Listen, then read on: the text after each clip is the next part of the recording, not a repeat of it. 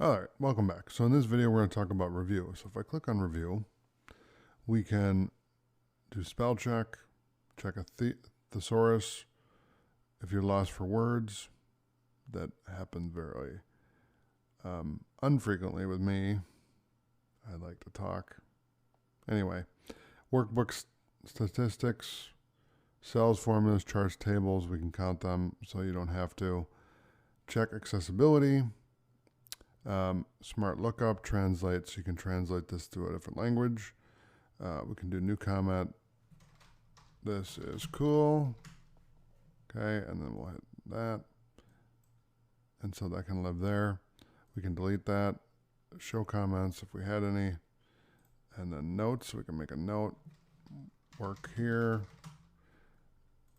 And then work here. Work there. Okay, so we can do previous note. Okay, show all notes. And then we can also delete the note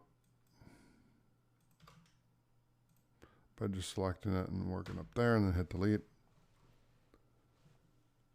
And then we have protect, so we can protect the sheet, protect the workbook, allow edit ranges, unshare workbook, and then hide ink.